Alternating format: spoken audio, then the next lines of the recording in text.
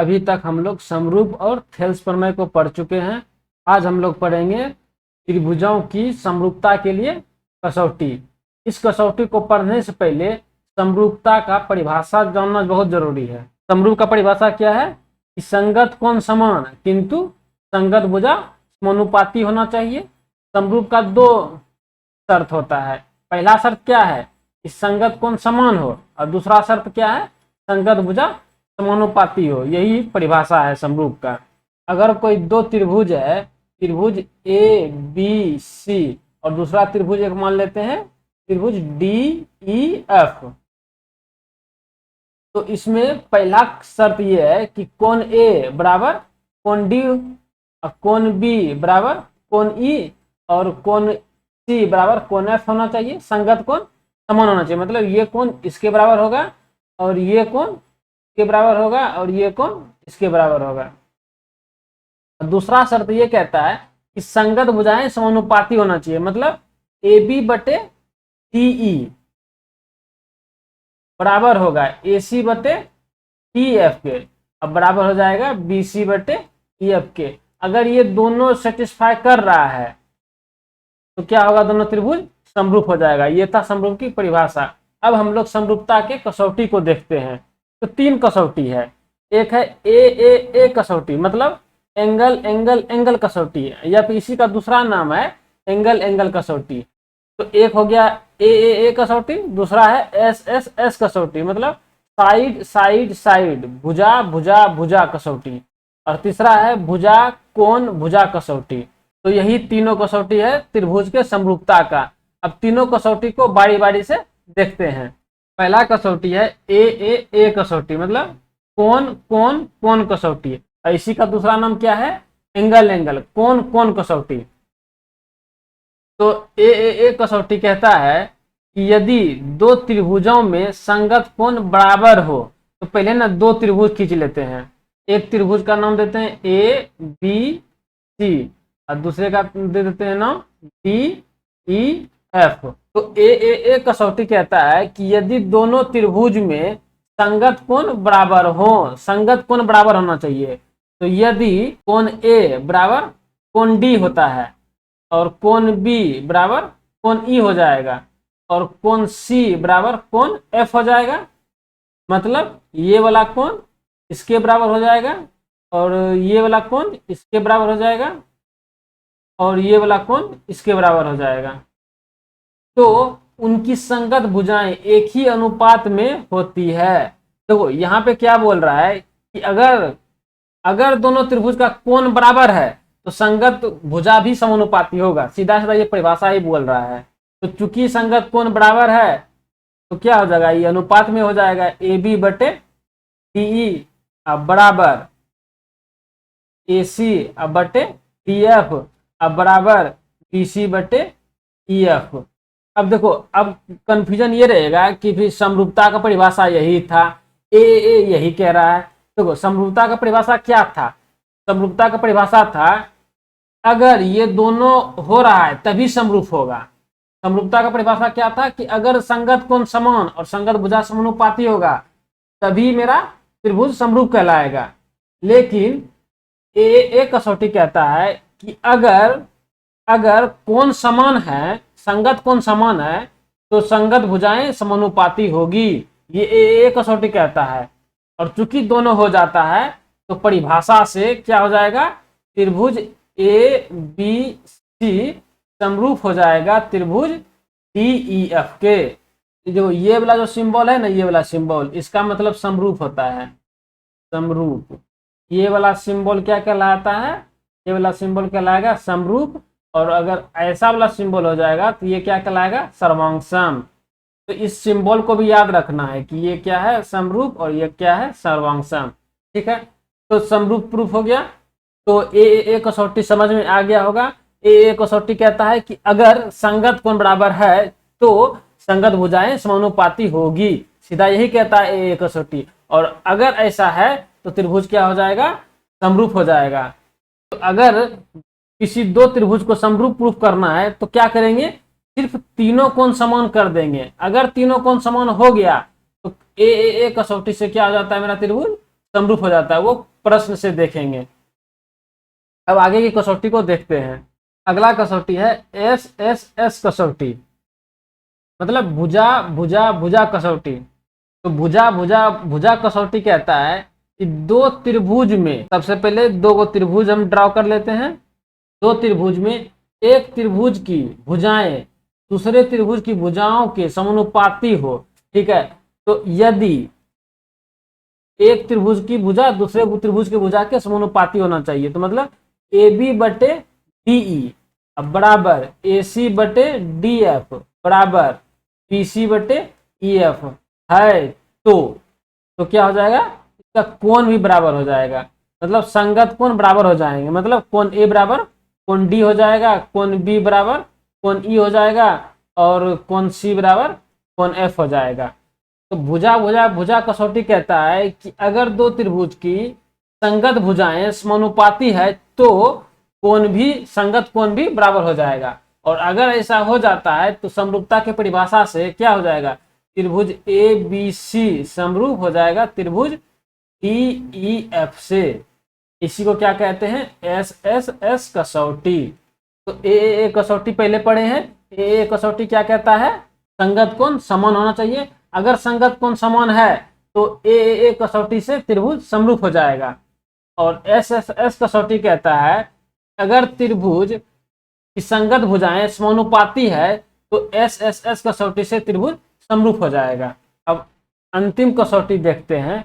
अंतिम कसौटी है एस ए एस, मतलब भुजा कोण भुजा कसौटी। तो भुजा कोण भुजा कसौटी कहता है कि दो त्रिभुज है, अगर दो त्रिभुज लेते हैं ए बी सी और दूसरा त्रिभुज लेते हैं डी ई एफ, इस दोनों त्रिभुज में कोई एक कोण बराबर होना चाहिए। कोई एक कोण ये बराबर मान लेते हैं कि ये है, मतलब कोण ए बराबर कोण डी है। यहाँ पे लिखते हैं यदि कोण ए बराबर कोण डी है एवं दो भुजा समानुपाती है। क्या कह रहा है एस ए एस कसौटी, कि यदि दो त्रिभुज के एक कोण बराबर हैं तथा दो भुजा समानुपाती में है, मतलब ए बी बटे डी ई बराबर ए सी बटे डी एफ। अगर ऐसा है तो क्या हो जाएगा, दोनों त्रिभुज समरूप हो जाएगा। त्रिभुज ए बी सी समरूप हो जाएगा त्रिभुज डी ई एफ के। देखो तीनों कसौटी जो है ना, तीनों कसौटी का कुल एक ही मकसद है कि त्रिभुज को समरूप बताना है, साबित करना है कि त्रिभुज समरूप है कि नहीं है, बस। और कोई यूज नहीं है कसौटी का। तो एस एस एस कसौटी हो या फिर ए कसौटी हो या फिर एस ए एस कसौटी हो, तीनों कसौटी का कुल मकसद एक के है कि त्रिभुज समरूप है कि नहीं। तो देखो दो त्रिभुज देगा, ठीक है, दोनों त्रिभुज में अगर भुजा समानुपाती है तो त्रिभुज समरूप, सीधा सीधी। इसी प्रकार से अगर दो त्रिभुज है और दोनों त्रिभुज का संगत कोण समान है तो ए कसौटी से त्रिभुज समरूप। और इसी प्रकार से दो त्रिभुज में अगर एक कोण बराबर और दो संगत भुजा क्या हो, समानुपाती है, तो एस ए एस कसौटी से ये भी त्रिभुज समरूप। कसौटी का जो उपयोग है वो एक ही चीज में उपयोगी है, वो है समरूप, त्रिभुज समरूप है कि नहीं है। और इसको प्रश्न से समझते हैं। प्रश्न है आकृति 6.29 में यदि पी क्यू समानांतर आर एस है, मतलब ये रहा मेरा पी क्यू, ये समानांतर हो गया आर एस के, तो सिद्ध कीजिए कि त्रिभुज पी ओ क्यू समरूप होगा त्रिभुज एस ओ आर के, मतलब ये वाला त्रिभुज समरूप होगा इसके। तो इसको प्रूफ करना है।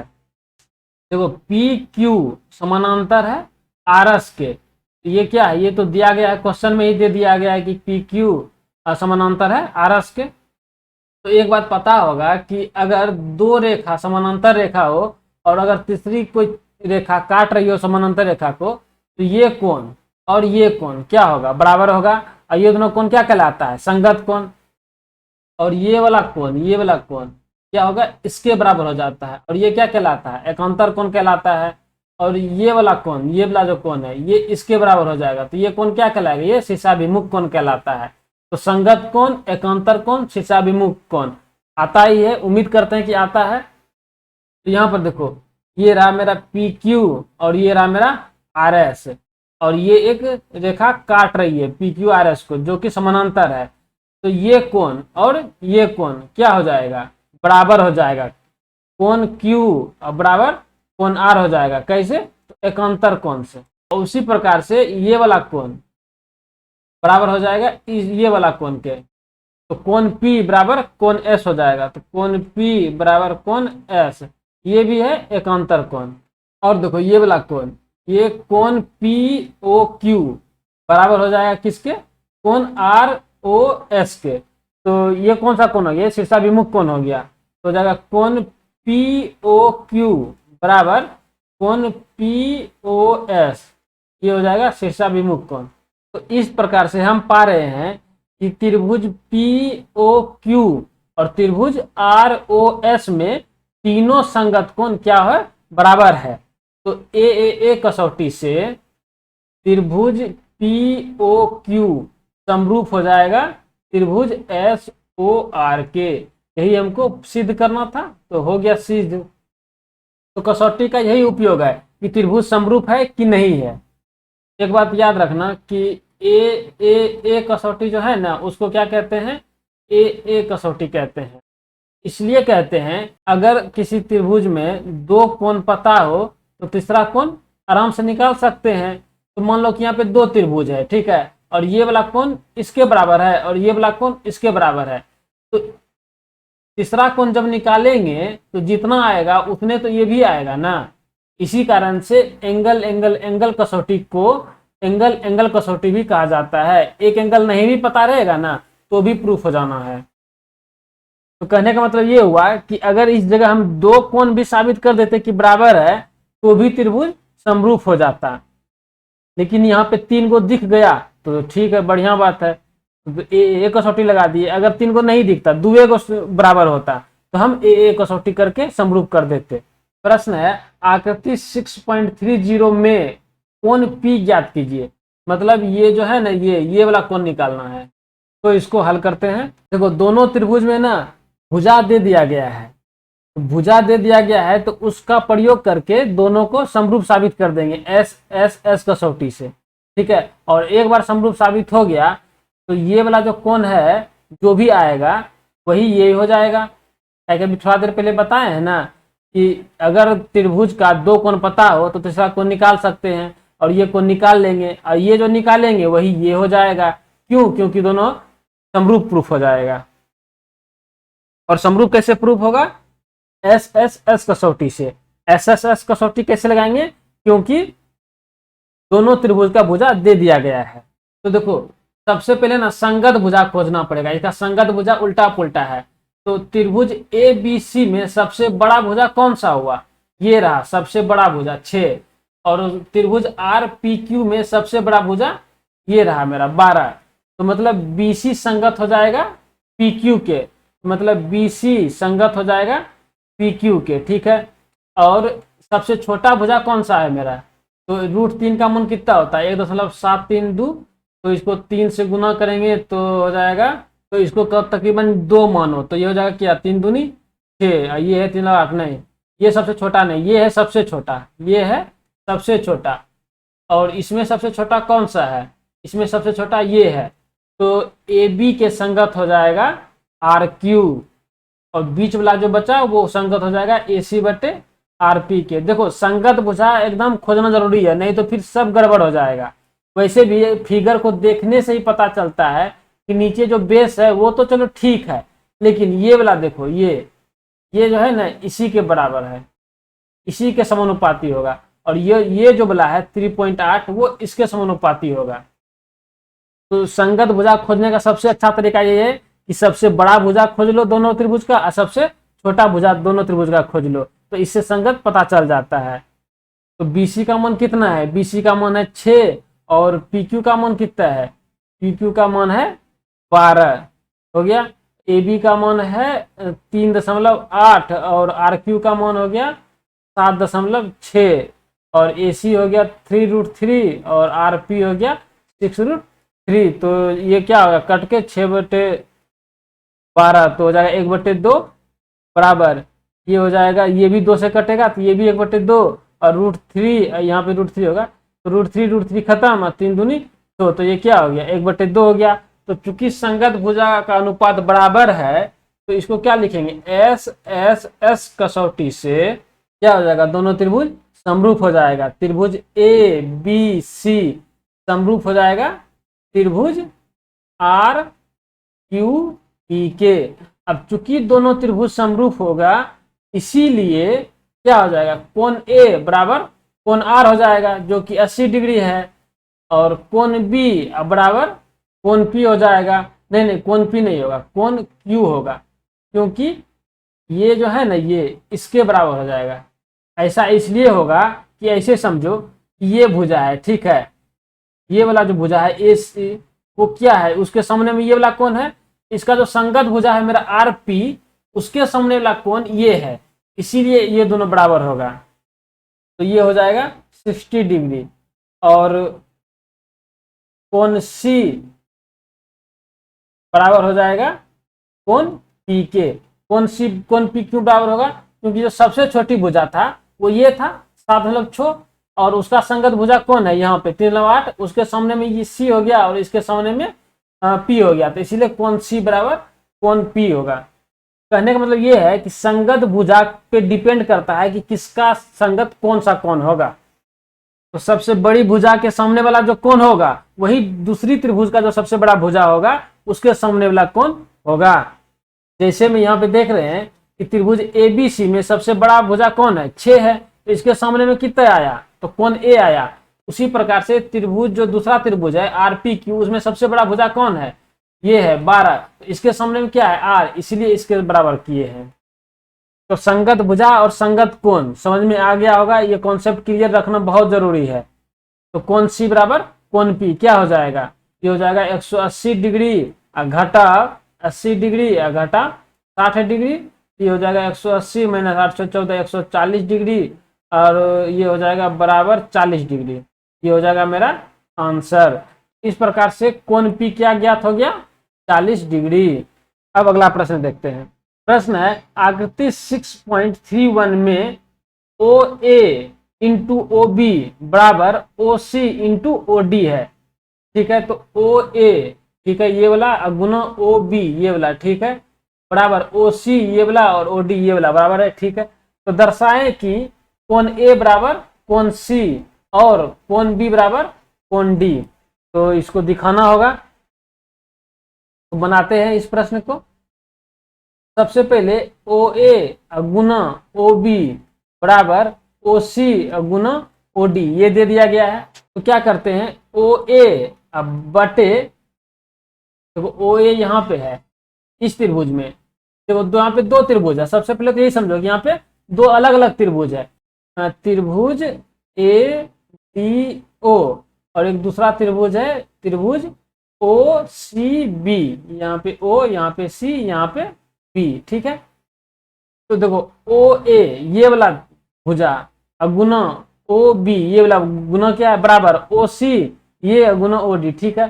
तो देखो ओ ए बटे यहाँ पे जो है ना कुछ ऐसा लिखो जो दूसरे त्रिभुज का हो। तो चूंकि ओ ए लिख दिए हैं तो ओ सी और ओ डी, तो ये रहा ओ सी, ओ सी को क्या करेंगे इस साइड भेज देंगे, इधर ओ सी, देखो करने का ओ डी भी कर देंगे, ओ डी भी कर देंगे, तो दोनों भुजा तो सेम त्रिभुज का हो गया ना।